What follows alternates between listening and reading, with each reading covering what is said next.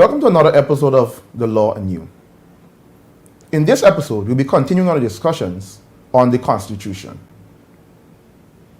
Today's episode, we'll be taking a brief look at the history of Guyana's Constitution. Many persons are not aware that this Constitution that we have currently in Guyana was not our only Constitution. We had many constitutions prior to this, including the one of 1966, which was enacted on the day Guyana gained its independence from Great Britain. In 1950, when Guyana got its first political party, along with growing pressures for independence, Great Britain was forced to change Guyana's political framework. What Great Britain did was introduce a constitution. This was in the year 1953. However, after former President Jagan won the election in 1953, in October 1953, Great Britain suspended that constitution and put in place an interim government. There were subsequently new elections in 1957, and the government set up a committee to look at recommendations, or to bring recommendations on what British Guyana needs. That committee also recommended a new constitution for Guyana, along with a government that would have exclusive power. Under this new constitution of 1961, Parliament was now empowered to vote in the next Prime Minister, and that Prime Minister would choose its cabinet. However, the Governor General will still remain the head of state of British Guyana.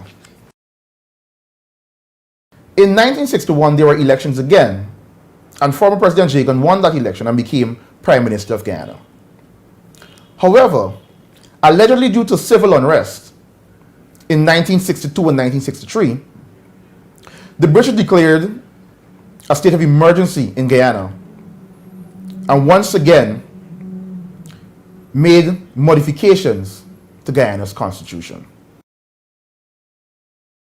These new modifications to the constitution was enacted in 1964, and there was another election. In this election, former President Burnham won the election and became Prime Minister of Guyana.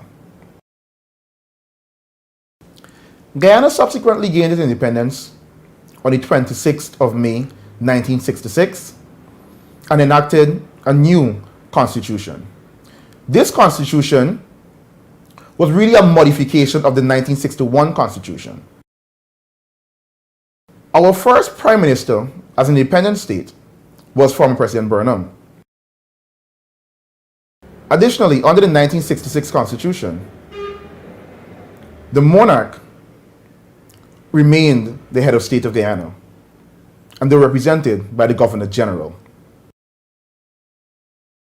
On February 23, 1970, former President Burnham declared Guyana as a republic state.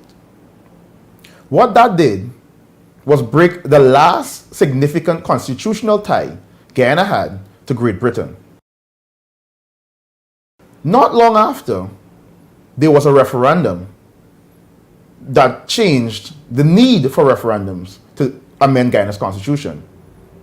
For certain provisions, you'll only need a 2/3 majority. When we were declared a republic, it also removed the monarch as the head of state of Guyana, and we thereafter had a president. In the late 1970s, former President Burnham proposed another constitution. He indicated that the 1966 Constitution of Guyana was inadequate and was built on British concepts. In October 1980, a new constitution was enacted in Guyana.